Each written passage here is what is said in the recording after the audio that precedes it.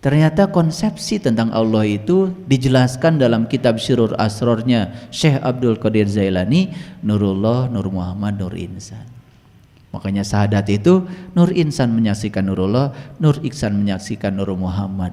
Disitulah sinnya ketemu. Oh, berarti saya harus memperbaiki syahadat saya supaya saya bisa merasakan syahadat yang sebenarnya, supaya saya berhak untuk dipanggil Yasin. Begitu sampai di titik itu, wal Qur'anil Hakim, temukanlah bacaan yang bijaksana.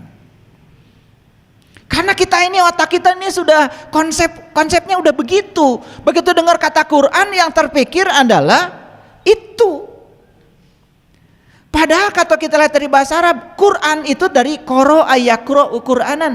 Quran itu artinya sesuatu yang harus kau baca. Dan ternyata tidak semua orang bisa baca. Yang tulisan itu maksud saya, kan tidak semua orang juga bisa berbahasa Arab. Ternyata ada Quran sejati yang bisa dibaca oleh setiap orang, termasuk ibu saya yang buta huruf pun bisa baca. Makanya di Quran ada perintah Iqra kitabaka kafa binafsika al-yauma 'alaika hasiba. Bacalah kitabmu dan itulah juru selamatmu. Itu kitab tidak ada bahasanya. Itu yang disebut dengan bacaan yang bijaksana, wal Qur'anil Hakim. Wal Qur'anil Hakim, innaka laminal mursalin. Sesungguhnya ente adalah utusanku. Siapa utusan Allah? Ya siapa saja yang diutus oleh Allah, terserah Allah.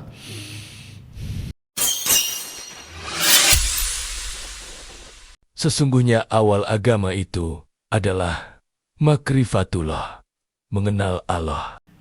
Sama ketika saya dulu ya, cuman bertanya, kenapa setiap ada orang mati atau mau mati baca Yasin? Jadi kenapa saya bikin satu ceramah saya, satu CD surat Yasin? Sebetulnya itu latar belakangnya. Setiap ada orang yang mau mati atau sudah mati, pasti yang dibacakan surah Yasin. Pengen tahu saya, Yasin itu apa sih isinya? Begitu saya tahu isinya, dari Yasin sampai wa ilaihi turja'un, ternyata tidak ada pesan kalau Yasin itu buat yang mau mati atau yang sudah mati. Justru untuk kalian yang masih hidup supaya bisa mati.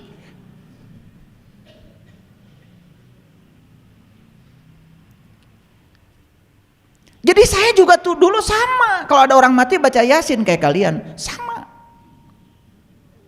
Ya sama, saat itu juga gak ngerti. Cuman bedanya saya nanya, kalian enggak. Kan kalian kalau udah baca langsung dapat pahala toh? Iya. Kapan pahalanya? Nanti. Hebat kalian, itu luar biasa. Hebat lah.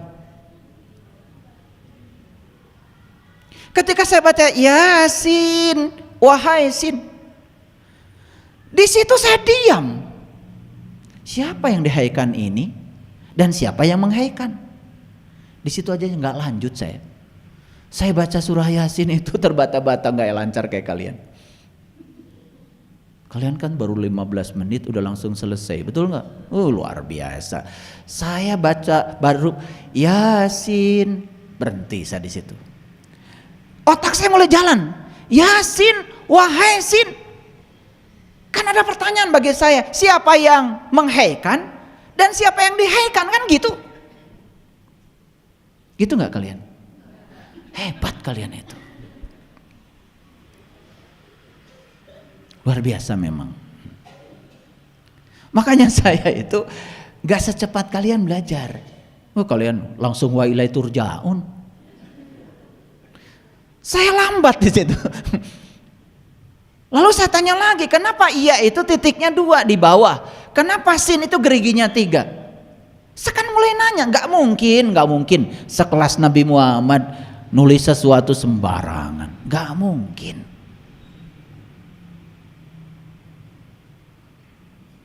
Dan kenapa kata sin ini sering sekali disebut-sebut ketika baca sholawat? Salatullah, salamullah, ala toha rasulillah, salatullah,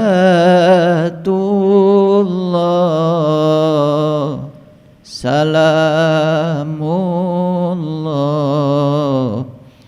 ala yasin habibillah,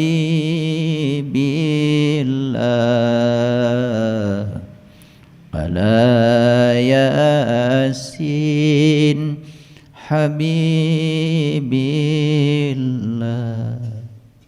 Sadar saya, ternyata Yasin itu habibillah, orang yang cintai Allah. Siapa habibillah itu? Apa kita tidak ingin jadi habibillah? Apa tidak ingin kita itu dipanggil Yasin? Kenapa geriginya 3?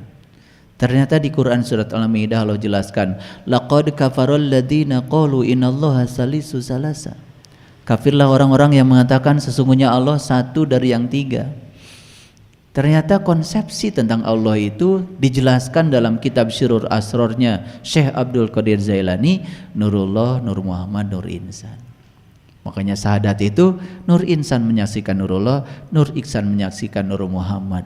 Disitulah sinnya ketemu. Oh, berarti saya harus memperbaiki syahadat saya supaya saya bisa merasakan syahadat yang sebenarnya, supaya saya berhak untuk dipanggil Yasin.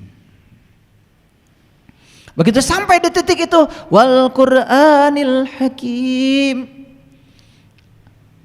temukanlah bacaan yang bijaksana. Karena kita ini, otak kita ini sudah konsepnya udah begitu. Begitu dengar kata Quran yang terpikir adalah itu. Padahal kalau kita lihat dari bahasa Arab, Quran itu dari qara ayaqra'u Qur'anan. Quran itu artinya sesuatu yang harus kau baca. Dan ternyata tidak semua orang bisa baca. Yang tulisan itu maksud saya, kan tidak semua orang juga bisa berbahasa Arab. Ternyata ada Quran sejati yang bisa dibaca oleh setiap orang, termasuk ibu saya yang buta huruf pun bisa baca. Makanya di Quran ada perintah Iqra kitabaka kafa binafsika al-yauma 'alaika hasiba. Bacalah kitabmu dan itulah juru selamatmu. Itu kitab tidak ada bahasanya. Itu yang disebut dengan bacaan yang bijaksana. Wal Qur'anil Hakim. Wal Qur'anil Hakim. Innaka laminal mursalin. Sesungguhnya ente adalah utusanku. Siapa utusan Allah? Ya siapa saja yang diutus oleh Allah, terserah Allah. Ala sirati mustaqim, yang akan menunjukkan ke jalan siratal mustaqim. Apa tuh jalan siratal mustaqim? Jelas di Quran. Siratal ladzina an'amta alaihim, jalannya orang-orang yang diberi nikmat. Siapa yang diberi nikmat? Jelas di Quran. Wa may yuti'illah wa rasulahu fa ulaika ma'al ladzina an'amallahu alaihim minan nabiyyin wasyiddiqin wasyuhada. Orang yang diberi nikmat cuma 4. 1 para nabi, para siddiqin, para syuhada, dan para solihin. Masuk kalian salah satu dari 4 saja, udah keren. Maka kalian sudah termasuk orang yang diberi nikmat. Kalau kalian sudah termasuk orang yang diberi nikmat, berarti kalian sudah masuk ala siratil mustaqim.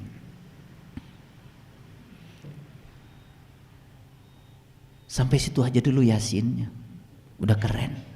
Apalagi sampai wa ilahi tur, itu ya.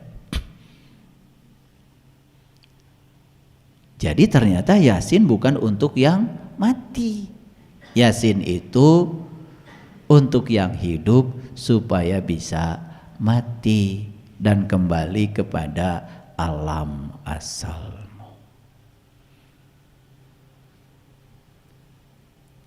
Ini Nah, jadi yang namanya ilmu itu syaratnya harus 3. Satu, harus memenuhi asas koherensi. Ilmu itu harus koheren, tidak boleh bertentangan dengan akal pikiran yang sehat. Gak boleh, gak boleh.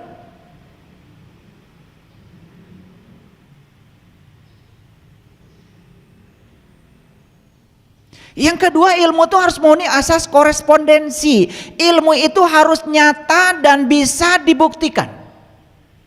Kalau kalian bicara ilmu nggak nyata dan tidak bisa dibuktikan, omong kosong. Dan yang ketiga, syarat ilmu itu harus memenuhi asas pragmatis. Itu berdasarkan filosofi ilmu. Itu yang namanya filsafat ilmu itu. Agak kuliah sedikit lah, serius. Nah, yang ketiga, ilmu itu harus memenuhi asas pragmatis. Pragmatis itu ilmu harus bisa memberikan manfaat.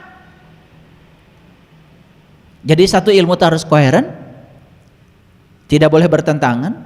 Yang kedua, harus korespondensi, nyata dan bisa dibuktikan. Dan yang ketiga, harus memenuhi asas pragmatis. Ilmu itu harus memberikan nilai manfaat. Saya sekarang mau tanya, kalian tahu kan cerita Nabi Musa bertemu Tuhan? Tahu kan? Ilmu bukan itu? Bukan. Enak aja. Itu berita. Oh, dulu Nabi Musa pernah bertemu Tuhan. Siapa yang bertemu Tuhan? Musa. Kapan? Dulu. Ilmu bukan itu? Bukan. Enak aja. Kalau kalian jadi Musa, nah, learning to be, menjadi Musa, lalu learning to do, melakukan yang Musa lakukan, maka saat itu kamu akan mendapatkan pengalaman persis seperti yang dialami Musa. Oh, dulu Musa ketika berjumpa dengan Tuhan begini toh. Ilmu bukan itu? Nah, sudah masuk tuh kategori ilmu. Jadi kalian cekokin otakmu dengan banyak pengetahuan, apal ini, apal ini, apal ini, apal itu bukan ilmu. Apalagi kalau menggunakan taksonomi kognisi. Namanya ilmu itu harus memenuhi 6 kriteria. 1, kriteria pertama adalah dapat diingat. Yang kedua, dapat dipahami. Yang ketiga, dapat diterapkan. Yang keempat, dapat dianalisis. Yang kelima, dapat dievaluasi. Dan yang keenam, dapat disintesa. Sehingga ilmu itu hasilnya adalah produk. Sekarang kalian tahu kalau dulu ada pemuda masuk ke dalam gua, namanya Ashabul Kahfi. Ilmu bukan? Bukan. Sepanjang kalian tidak jadi Ashabul Kahfi, pertanyaan saya, lu ini kapan mau masuk ke dalam gua? Oh, dulu para pemuda masuk ke dalam gua, gara-gara masuk ke dalam gua dia jadi pemuda yang beriman gitu. Jadi syarat untuk iman harus masuk ke dalam gua. Jelas sekali. Nah, sekarang kalian kapan mau masuk ke dalam guanya? Enak-enak aja ngaku iman. Kan ilmu itu harus memenuhi asas. Ini kalau berbicara filsafat ilmu. Agak kuliah sedikit. Ini kuliah buat S4. Ya? Tahu S4? Ya. Susah senyum, senang senyum. Itu sekolah paling tinggi itu. Sekolah paling tinggi S3. S4. Susah senyum, senang senyum. Udah benar tuh belajar.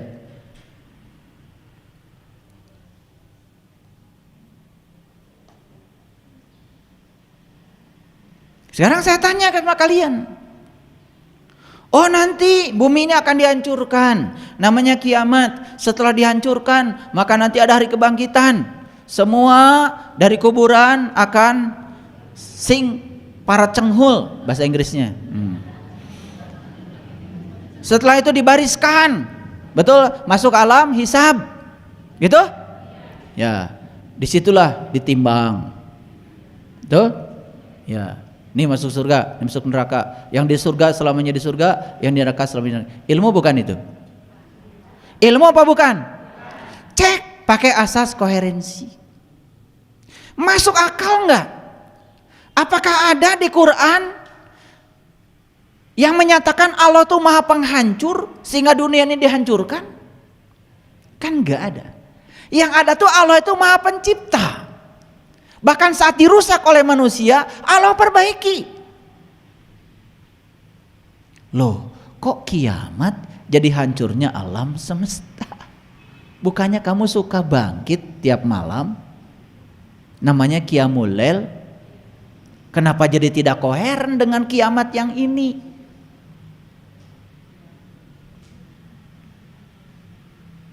Makanya Rasulullah mengatakan kiamat sudah dekat, kiamat sudah dekat. Sudah dekat, sedekat kamu, gak usah nunggu yang itu, belum tentu kebagian. Terus kan harus bisa dibuktikan, betul nggak? Harus bisa dibuktikan, harus nyata dan bisa dibuktikan. Dan keyakinan itu harus membawa nilai pragmatis, nilai manfaat. Apa manfaatnya kalian cerita itu berulang-ulang? Gak ada, gak ada manfaatnya. Tapi coba sekarang terapkan, kiamat itu hari kebangkitan kesadaran saya. Ketika saya bangkit dari kesadaran saya, dari tidak sadar menjadi sadar, maka sekarang saya kiamat, saya bisa mentertawakan diri saya. Setelah saya sadar, saya bisa menghisap diri saya. Saya bisa introspeksi diri saya. Kan begitu? Betul nggak? Kan diterapkannya sekarang. Setelah kita bisa menghisap diri saya, kan berikutnya saya bisa milih. Diri saya ini mau jadi surga, diri saya menjadi neraka, ya terserah saya. Oh, di Quran dikatakan surga dan neraka itu sekarang, di sini, saat ini, pada saat kalian masih bernafas. Itu Quran loh. Saya tidak menemukan surga dan neraka itu nanti. Di Quran dikatakan fa ammal ladina syaqu fa finnar lahum fiha zafirun wa sahikun. Tempat di mana kamu masih bernafas. Sekarang di sini.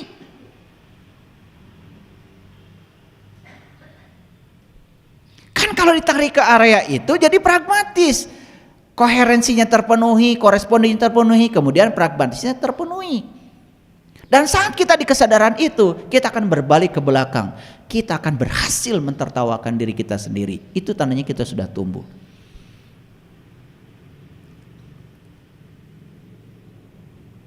Kenapa ya kok saya semangat sekali hari ini? Ini baru judulnya aja. Dari tadi bahas judul, nggak masuk-masuk ini.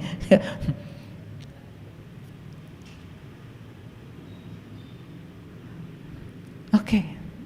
Sekarang saya masuk dulu deh sedikit ke sini. Sayang saya udah bikin ini. Kapan kita mulai bisa mentertawakan diri sendiri? Kapan?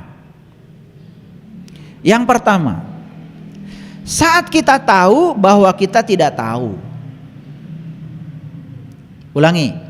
Saat kita tahu bahwa kita tidak tahu. Karena dulu kita sok tahu. Pada saat kita sok tahu, ayo jawab pertanyaan saya. Pada saat kita sok tahu, pada saat kita tidak tahu, dan kita tidak tahu bahwa kita tidak tahu, pertanyaan saya, apakah kita bisa mentertawakan diri sendiri? Ulangi, saat kita tidak tahu dan kita tidak tahu bahwa kita tidak tahu, tetapi saat itu kita sok tahu, diberitahu tidak mau tahu, di posisi itu saya tanya, jujur ya, apakah kalian bisa mentertawakan diri kalian? Gak bisa. Yang bisa mentertawakan dirinya adalah orang yang sadar kalau dirinya tidak tahu. Itu ciri tumbuh yang pertama. Jadi kalian berada di sini, itu sudah membuktikan bahwa kalian mulai tumbuh. Karena ketemu dengan saya itu sangat berbahaya. Ketemu dengan saya, kalian akan jadi cerdas. Itu bahayanya.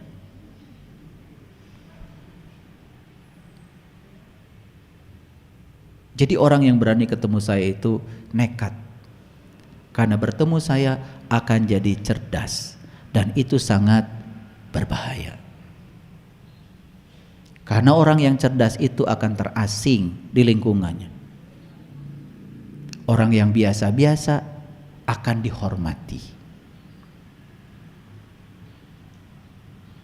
Begitu kalian jadi domba, segerombolan dengan domba, gak bahaya.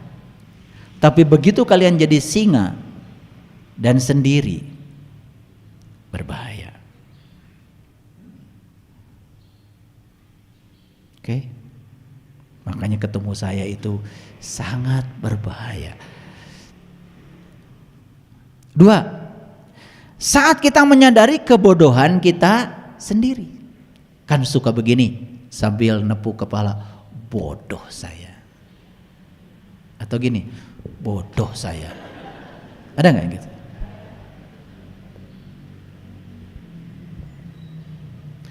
Jadi ketika kita dulu orang tua kita bilang bodoh saya, yang ditepuk mana? Bukan dada kan? Nggak ada yang bodoh saya, nggak ada. Bodoh saya kan ke sini. Nah, kenapa kita menepuk kepala kita dan mengatakan bodoh? Pada saat itu kita tahu bahwa kepala kita belum sadar. Semoga ditepuk jadi sadar. Makanya di Quran ada kata-kata pukullah kepala mereka. Itu perintah Quran. Harus ditonjok. Makanya Musa memukul batu dengan tongkatnya. Tongkatnya Musa tuh ini, batunya ini, terpancar dalam 12 mata air. 12 itu 1 dan 2. Satunya Nur Insan, 2-nya Nurullah dan Nur Muhammad. Itulah Yasin. Yang sudah terpancar sinar dari sininya, maka dia sudah jadi sin, berhak untuk dipanggil Yasin. Kalian kalau sudah bagian baca sholawat maulid, udah merasa ahli surga. Apalagi kalau tek dung, udah paling centil di panggung. Iya, dandan gaya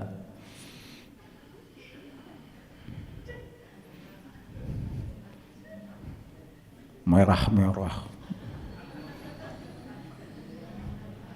Itu tiap tahun gak ada kemajuan itu aja. Saya bukan anti seni, tapi bagus kalau seni itu ada kesadaran. Coba baca sholawat dengan kesadaran. Salatullah, salamullah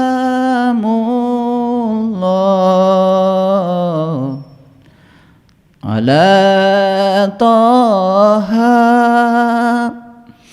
Rasulillah.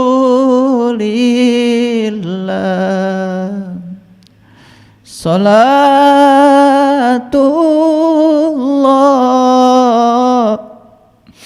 salamullah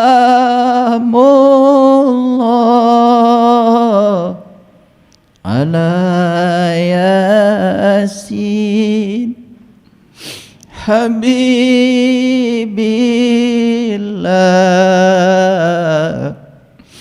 ala Yasin Habibillah.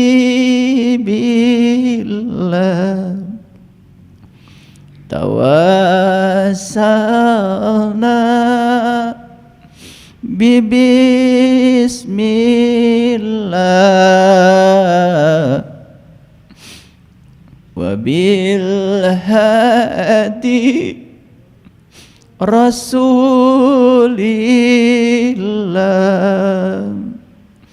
wa kulli mujahidillah bi ahlil badri ya Allah bi ahlil badri ya Allah. Nangis apa? Karena saya sudah tahu siapa Toha, siapa Yasin.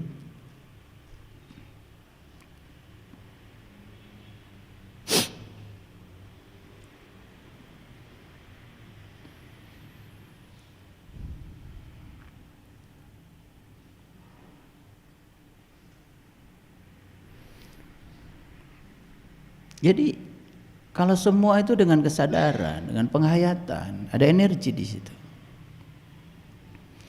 Oh, manakala mentari tua lelah berpijar.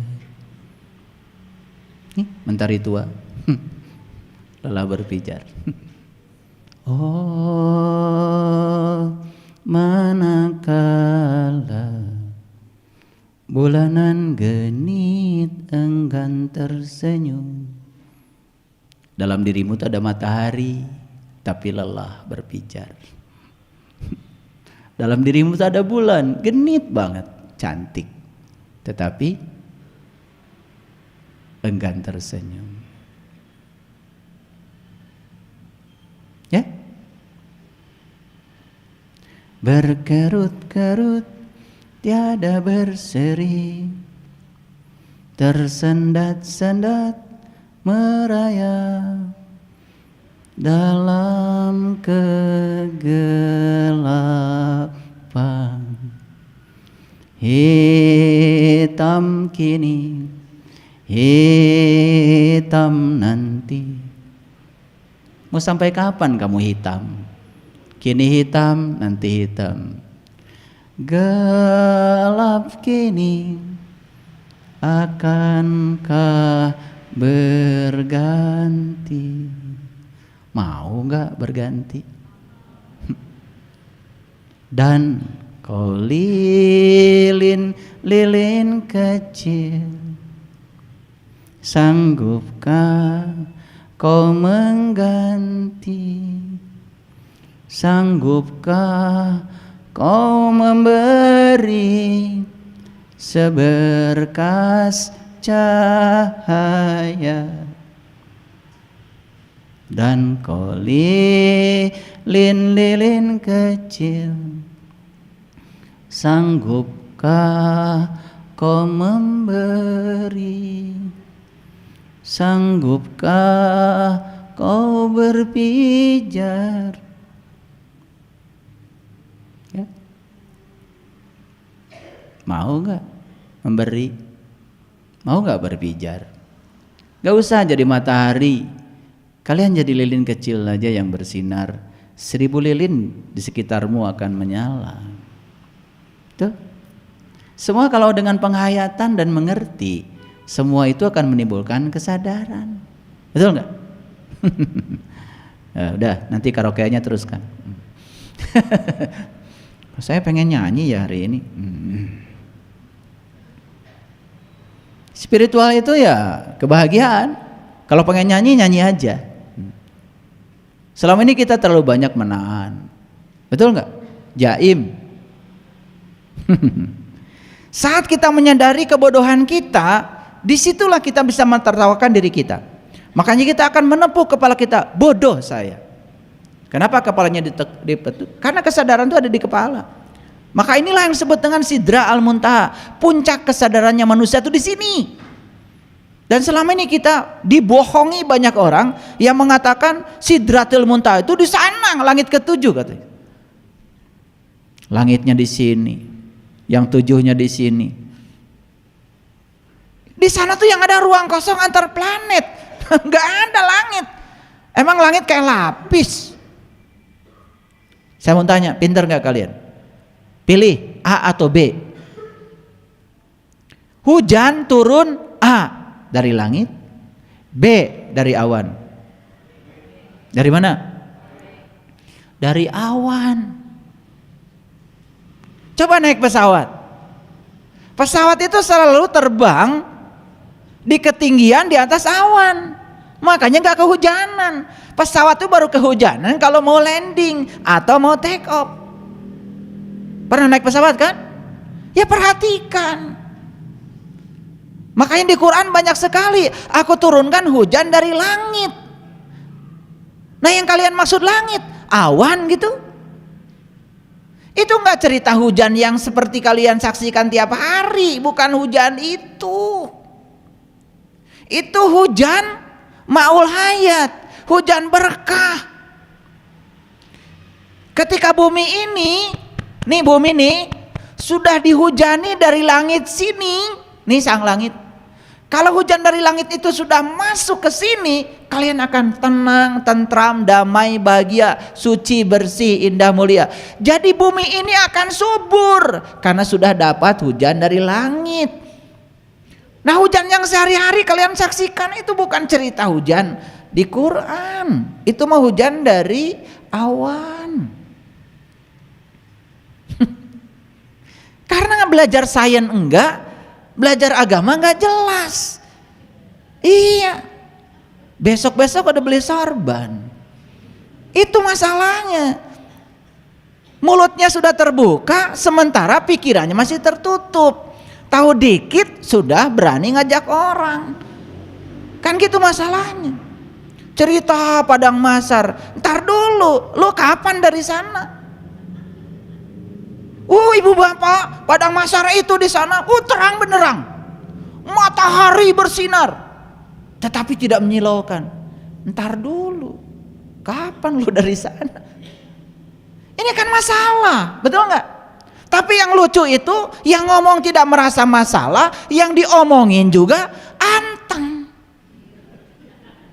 Itu masalahnya. Nyampe ke rumah cerita lagi, anak-anak nanti kita akan masuk pada masar, di sana matahari terang lu, tetapi tidak menyilaukan, tidak panas bagi orang yang beriman. Kan begitu? Buktikan sekarang.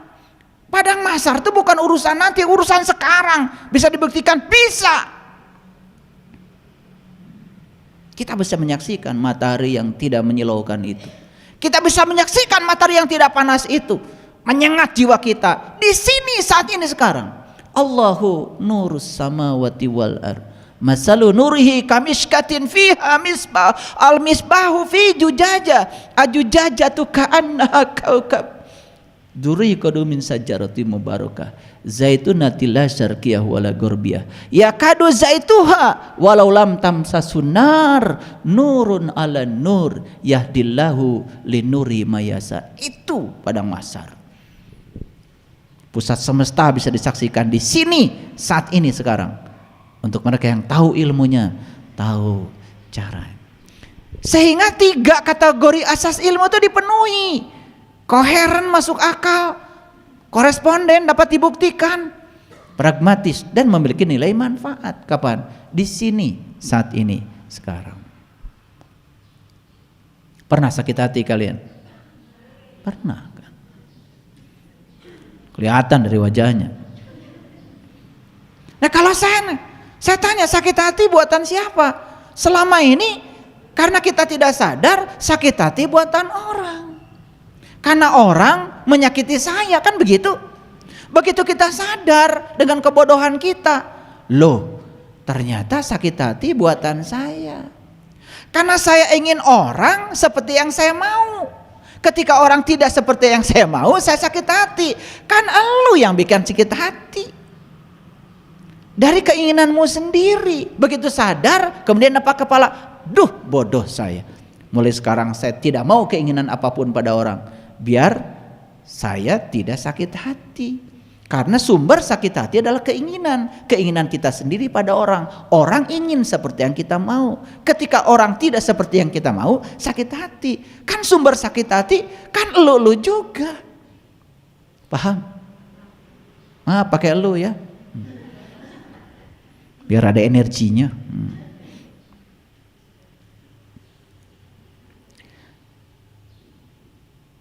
Saat kita mengetahui kebodohan kita tertawa. Contoh, saya dari dulu ngaku orang beriman. Ngaku kan? Saya dari dulu ngaku orang Islam. Dari dulu kan? Pernah nanya enggak? Ngaku ke siapa? Terus ingin diaku siapa? Pernah nanya? Lah enggak kan? Ngaku-ngaku aja terus. Betul enggak? Ya. Lalu bilang muslim non muslim. Gagah. Bilang orang lain non muslim. Saya muslim. Gagah. Sebenarnya nggak tahu apa muslim atau non muslim. Muslim itu orang yang sudah bisa merasakan rasanya Islam. Islam itu pasrah total kepada Allah, damai sejahtera itu Islam. Maka itu syarat mati. Non muslim orang yang belum merasakan rasanya Islam. Bukan orang yang berbeda agama dengan Anda. Gimana sih? Paham sampai sini? Oh, ternyata non muslim itu saya. Ketawa tuh terbahak-bahak. Oh, saya baru sadar kalau muslim saya itu baru diaku sama Pak RT. Kan gitu. Waktu bikin KTP kan ditanya nama, bulan Pak RT, tanggal lahir, ya 31 Maret. Ya biar nggak ada tanggal lahirnya. Alamat, hobi, ada hobi di KTP ya. Tanya, agama apa kata Pak RT? Islam Pak RT. Diaku langsung Pak RT, dituliskan Islam. Kalian gak sadar kalau Islam itu baru diaku Pak RT. Pernah nanya, apakah Allah sudah ngaku Anda Islam? Padahal syarat mati harus Islam. Islam itu tingkatan spiritual yang harus kita capai dalam hidup. La tamutunna illa wa antum muslim. Saya hanya ingin mengingatkan saja, karena selama ini kita tidak sadar, karena kita sudah mengaku dari kecil, seakan-akan pengakuan itu sudah diaku. Ntar dulu, paham? Gitu. Sekarang bisa tertawa? Bisa. Ayo tertawa dong. Nah, gitu. Gitu ketawa itu. Mentertawakan siapa? Ya dirimu sendiri. Karena sudah terlalu lama kamu mentertawakan orang lain. Betul nggak? Iya. Yang ketiga, kapan kita mulai mentertawakan diri sendiri? Yang ketiga, saat kesadaran kita mulai bangkit. Saat kesadaran kita mulai bangkit. Bangkit dari apa? Dari tidur panjang kita dalam keadaan tidak sadar. Yang ikut pelatihan sholat khusyuk dengan saya yakin orang yang sudah mulai bangkit kesadarannya. Sudah mulai bertanya, apa sih sholat itu? Apa sih wudhu itu? Betul nggak? Nanya kan? Ingin tahu wudhu itu seperti apa? Sholat itu seperti apa? Karena bertanya, ikut. Karena dia sadar, jangan-jangan wudhu saya, sholat saya, yang selama ini saya lakukan hanya sebatas pengakuan saya. Gimana menurut Quran? Begitu saya jelaskan, ini loh sholat menurut Quran, ini loh wudhu menurut Quran. Banyak yang kaget. Banyak yang kaget. Tetapi kagetnya juga tidak menolak, karena tidak bisa menolak Quran. Kan itu ada perintahnya. Oh, ternyata wudhu itu artinya berpisah. Selama ini saya tahu wudhu itu adalah bersuci. Kan gitu.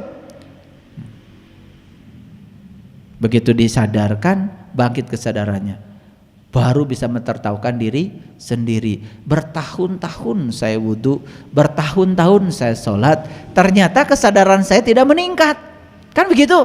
Sehingga di sini secara pragmatis ada kesadaran baru. 4. Saat pengetahuan kita mulai meluas. Makanya begitu pengetahuan kita meluas, baru kita bisa mentertawakan diri sendiri.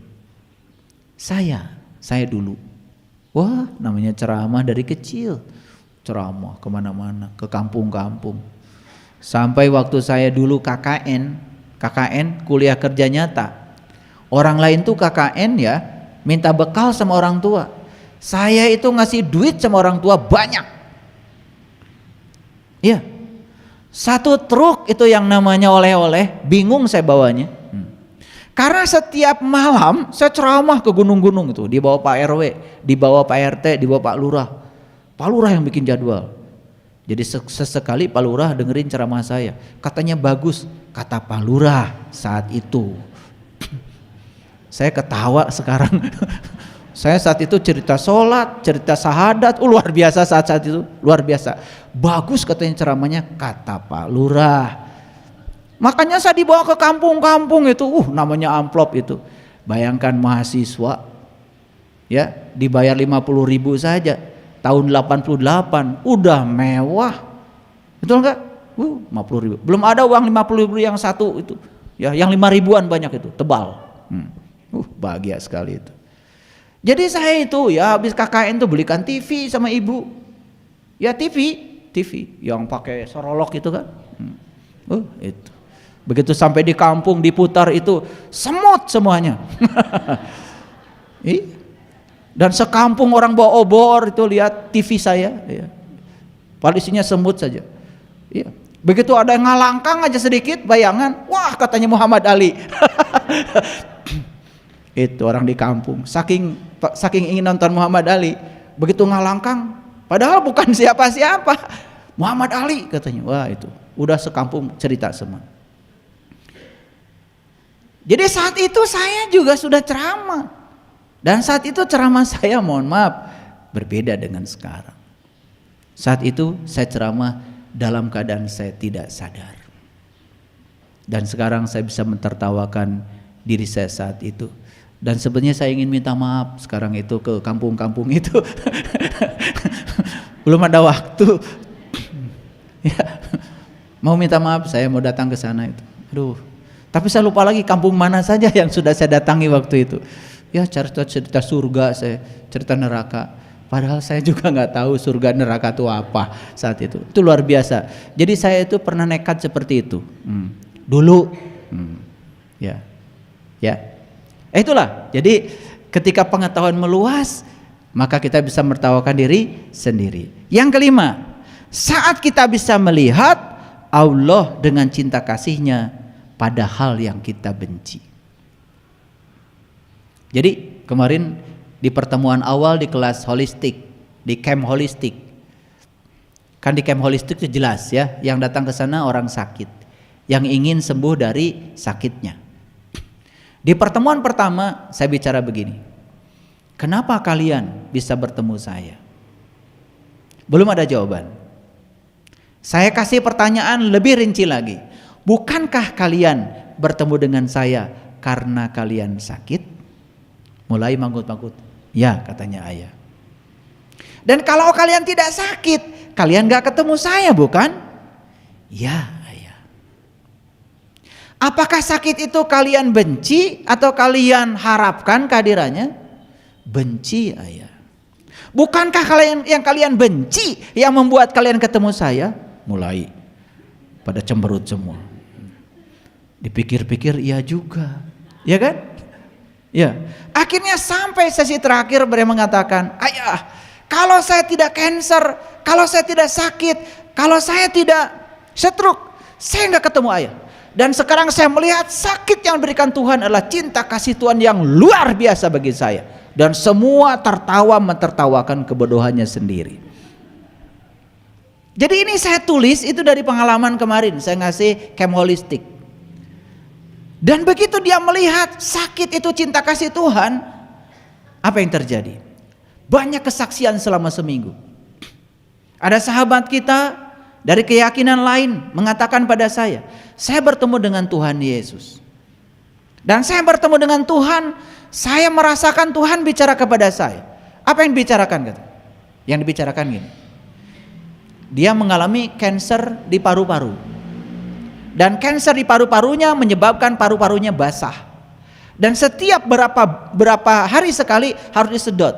Paling sedikit itu nanah yang diambil dari paru-paru itu 2-3 liter sekali disedot. Suaranya hilang, tidak ada suaranya. Apa yang terjadi? Ketika seseorang mengatakan sakit adalah cinta kasih Tuhan, bel kesadaran, alarm dari Tuhan untuk membuat saya pulang kepada Tuhan. Dan dia menganggap sakit adalah berkah. Apa yang terjadi? Saat itu, mohon maaf, dia berhenti minum obat. Dan sampai sekarang saya pantau terus. kering ininya, tidak ada nanah lagi, dan suaranya keluar. Dan saat di pertemuan terakhir dengan saya ajak nyanyi, suaranya keluar. Jadi dia baru mendengar hari ini suara dia sendiri, karena selama ini terendam suaranya oleh nanah akibat kanker di paru-paru. Jadi apa sebetulnya yang membuat dia sembuh? Selama ini kita terlalu percaya bahwa kesembuhan itu dengan obat kimia. Bahkan banyak yang salah. Ada satu peserta bilang sama saya, "Kenapa kamu jalannya begitu?" "Ini ayah, saya sakit." Dan kata dokter, semakin tua paha saya akan semakin lemah. Dokter ngomong begitu, kamu masukkan ke dalam alam bawah sadarmu. Kalau kamu sekarang berpikir bahwa semakin tua semakin lemah, maka kamu akan benar-benar jadi orang lemah. Buang kata-kata itu. Buang di pikiranmu. Bilang sekarang, semakin tua saya semakin gagah, semakin tua saya semakin kuat. Kenapa sih membicarakan yang kamu gak suka? Saya omelin. Diomelin sama saya malah seneng. 3 jam saya omelin, katanya sebentar sekali ayah. Aneh saya bilang. Diomelin orang nangis, ini diomelin marah seneng. Yang kedua, kenapa itu sakit? Katanya stroke ini genetik ayah. Genetik, maksud kamu ya terwariskan dari orang tuamu. Gila kamu. Orang tuamu memberikan kasih sayang begitu luar biasa, dan sekarang kamu mengatakan orang tuamu mewariskan stroke. Anak macam apa sebilang kamu ini? Udah tua umurnya. Saya omelin. Nangis meler. Saya ajak meditasi semuanya. Di meditasi itu ibunya datang. Di meditasi itu ayah datang, memeluk dia erat-erat sampai dia teriak-teriak nangis. Setelah itu dia jalannya mulai bagus lagi. Ini para sahabat, saya bicara fakta. Jadi saya di camp holistik itu banyak sekali saya dapat pelajaran. Ada seorang ibu yang stroke dan kemudian mengatakan pada saya, "Kenapa ibu stroke?" Dia bicara sama saya. "Ayah," katanya, dia panggil ayah sama saya sudah makan sehat, saya vegetarian, saya tidak makan minyak. Dan itu saya lakukan sejak saya menikah dengan suami saya sampai usia saya sekarang. Saya benci sama Tuhan, karena begitu saya sudah ikhtiar seperti itu, saya masih dikasih stroke. Wah itu, begitu dia bilang dikasih, saya stop dia bicara. Dikasih berarti ada yang ngasih dong. Siapa yang ngasih menurut ibu? Tuhan katanya. Oke. Teruskan ya, gugat saja sekarang Tuhan, karena Tuhan itu tidak pernah benci kamu. Tuhan itu Maha Pengasih, Maha Penyayang. Terus aja omongkan Tuhan. Terus dia ngomong, nyerocos tentang Tuhan. Saya tanya yang terakhir, sudah berobat kemana saja? Saya sudah keliling semua rumah sakit, ke Singapura, ke Malaysia, saya tetap tidak sembuh. Saya bilang, sepanjang kamu mengatakan Tuhan adalah pemberi penyakit, bukan healer, bukan penyembuh, kamu tidak akan sakit, tidak akan sembuh.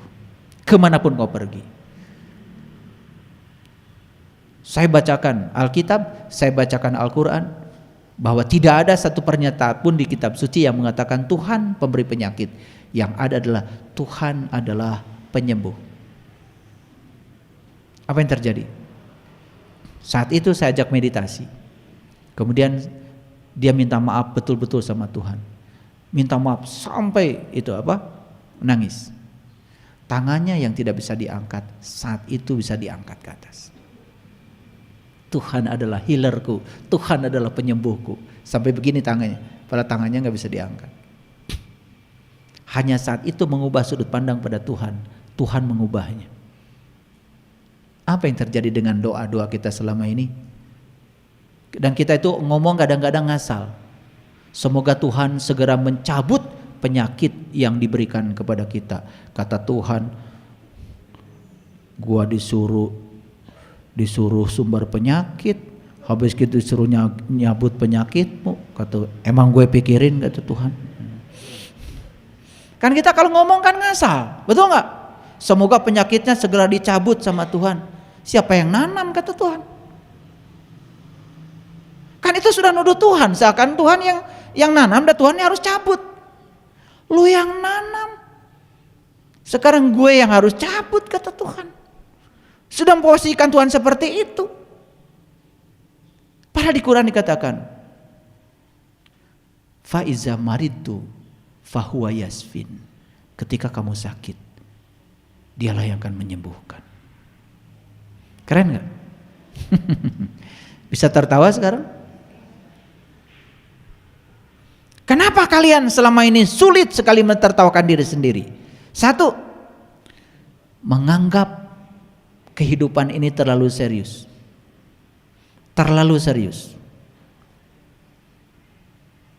Padahal mentertawakan diri sendiri berarti kita mencintai diri kita sendiri. Belajarlah untuk mentertawakan diri sendiri. Maka begitu kita bisa mentertawakan diri kita sendiri, saya kasih tahu, hidup jadi kelihatan lucu. Dan mulai sekarang berhenti mentertawakan orang lain. Saya bilang tadi di awal apa mentertawakan orang lain? Kalau hari ini kita masih mentertawakan orang lain, itu tanda bahwa kita masih mati, belum hidup. Milikilah kemampuan mentertawakan diri sendiri, maka hidup akan lebih lama dan lebih bahagia. Selama bisa mentertawakan diri sendiri, tidak akan pernah berhenti untuk merasa terhibur. Karena ternyata mentertawakan diri sendiri itu hiburan yang luar biasa. Jadilah orang pertama yang bisa mentertawakan diri sendiri dan jangan terlalu serius. Karena keseriusan itu adalah penyakit. Ya, wajah kalian itu serius banget. Mengerikan, kayak uka-uka. Saat kita menjadi orang pertama yang mentertawakan diri sendiri, semua orang akan tertawa bersama kita. Ulangi, saat kita menjadi orang pertama yang mentertawakan diri kita sendiri, semua orang akan tertawa bersama kita, bukan mentertawakan kita. Nih, begitu kita sadar semuanya saat ini dengan kebodohan kita, kan awalnya kita mentertawakan diri sendiri, dan ternyata tertawa itu menular, dan ternyata orang-orang di sekitar kita pun mentertawakan dirinya sendiri. Betul? Dan dia bukan sedang mentertawakan kita. Jangan takut untuk mentertawakan diri sendiri. Hidup tidak seserius yang kita bayangkan. Karena kita sering ditipu oleh pikiran kita. Bahkan pikiran kita ini sering membuat drama, teater. Kadang-kadang membayangkan sesuatu seakan-akan lebih parah dari yang sebenarnya. Itu pikiranmu, suka menipu. Itulah pentingnya belajar kesadaran. Humor adalah hadiah terbaik. Dan jika kita tidak bisa mentertawakan diri sendiri, siapa yang bisa kita tertawakan?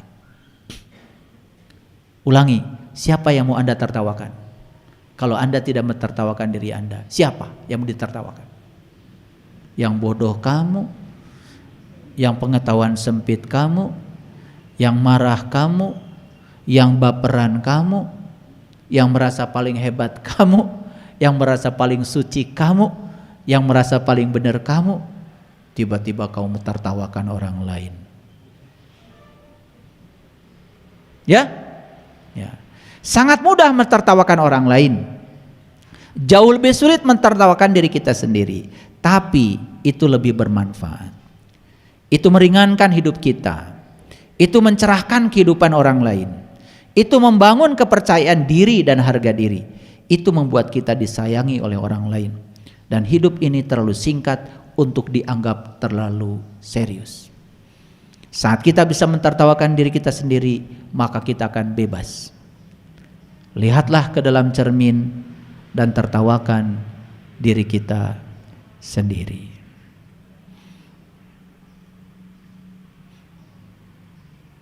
Tertawalah pada diri sendiri atau dunia akan mentertawakan kita.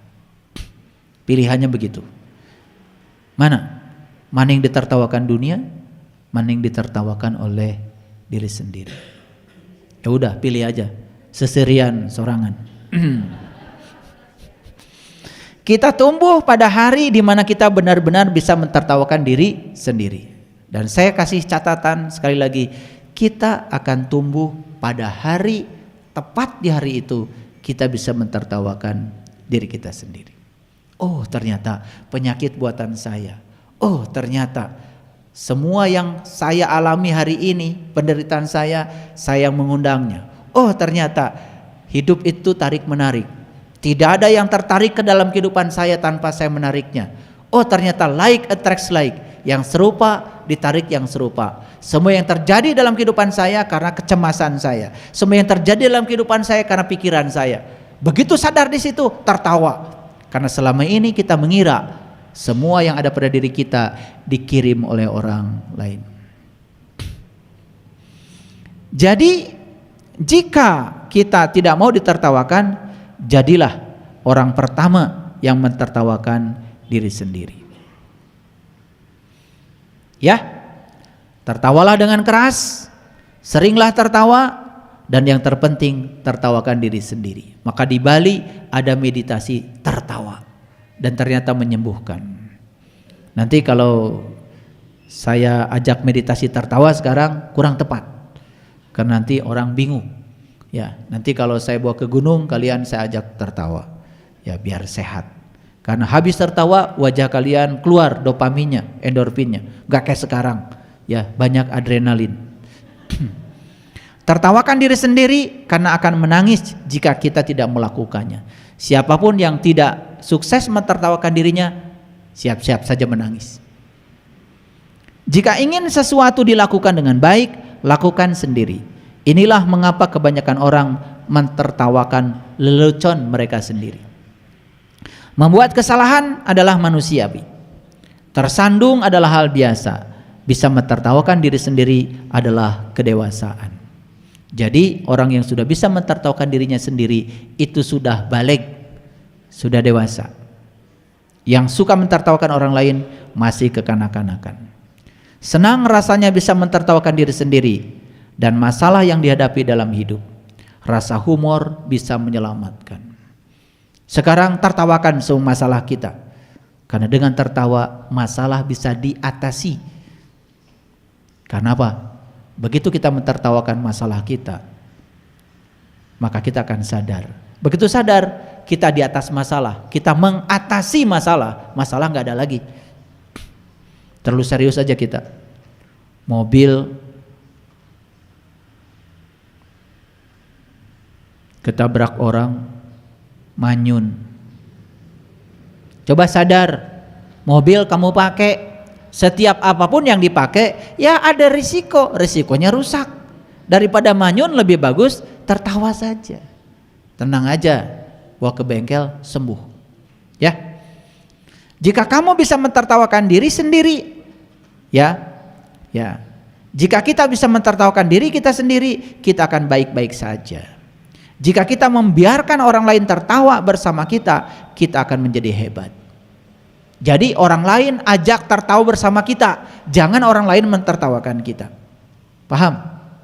Dari mana mulainya? Dari tertawa untuk diri sendiri. Tawa adalah obat yang terbaik. Jika kita tidak bisa mentertawakan diri sendiri, maka kita tidak bisa mentertawakan hidup dan kekonyolan dari semuanya. Nih peringatan dari saya. Sepanjang kita belum bisa mentertawakan diri sendiri, maka kita tidak akan bisa mentertawakan hidup dengan segala kekonyolannya. Makanya Osho mengatakan, keseriusan adalah penyakit. Yuk, jangan terlalu serius ya.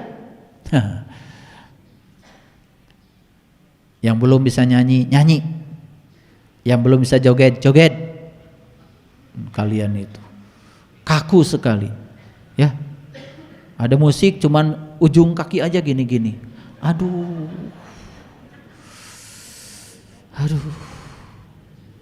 Katanya udah belajar spiritual dari lama, cuman kaki aja gini-gini. Ada yang gini, lagu dangdut segitu meriahnya, cuma gini-gini aja. Aduh, padahal sebenarnya jiwa-jiwanya di dalamnya meronta, ingin joget kan? Kenapa sih tidak diikutin aja? Joget, wajahmu berubah. Ya, jangan suka nakut-nakutin saya. Ya, pokoknya syarat untuk ketemu saya, jangan nakut-nakutin saya.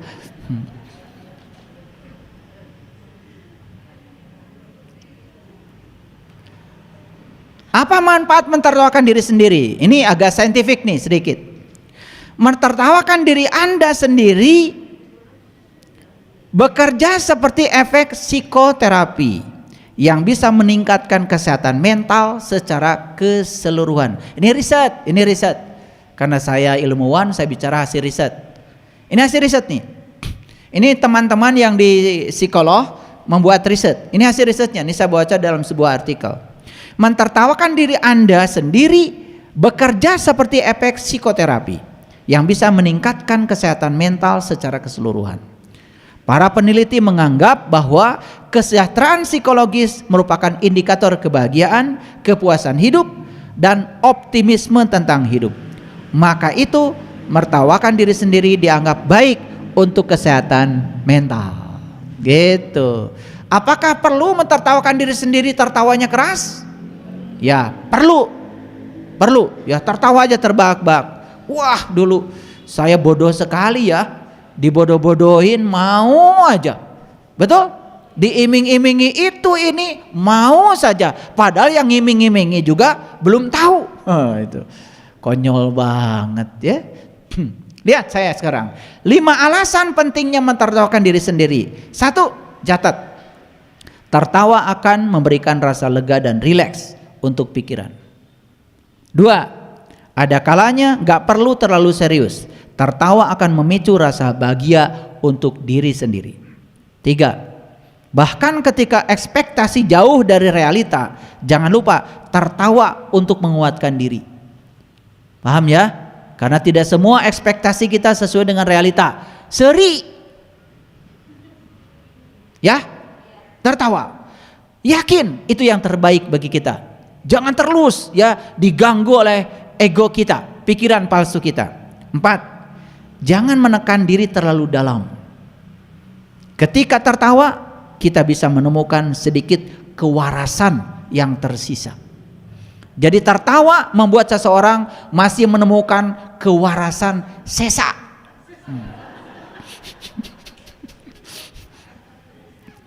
Dan yang kelima, banyak tertawa bisa mendapatkan kembali semangat untuk langkah baru. Jadi kalau ada orang yang bilang tertawa haram, itu orang tolol. Gak ngerti dia. Kudu balem baik. Coba kalian tertawa enak kan? Mentertawakan saya.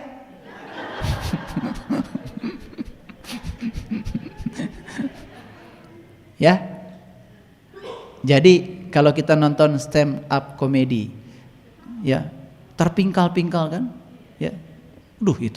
Itu bisa menimbulkan kesehatan mental yang luar biasa. Karena tertawa hanya beberapa menit saja, dopamin dihasilkan, endorfin dihasilkan, oksitoksin dihasilkan, serotonin dihasilkan, semua hormon-hormon amigdala kaya di otak kita, neurotransmitter kita menjadi kaya. Wajahmu menjadi penuh dengan persahabatan, menyenangkan kalau dilihat. Gitu. Jadi kalau yang serem itu kurang tertawa. Oke? Itu saja kajian kita hari ini. Semoga kita bisa berhasil mentertawakan diri kita sendiri. Stop membicarakan orang lain, karena membicarakan orang lain tanda kita belum sadar. Kalau ingin disebut orang yang sudah tumbuh, mulailah mentertawakan diri sendiri. Perluas pengetahuanmu, tinggikan kesadaranmu, jangan jadi orang bodoh selamanya. Jangan mau ditipu oleh banyak orang. Kalau kamu masih mau ditipu oleh orang, berarti kamu memang masih bodoh. Kalau tidak mau ditipu oleh orang lain, jadi orang pintar sekaligus cerdas. Terima kasih. Assalamualaikum warahmatullahi wabarakatuh.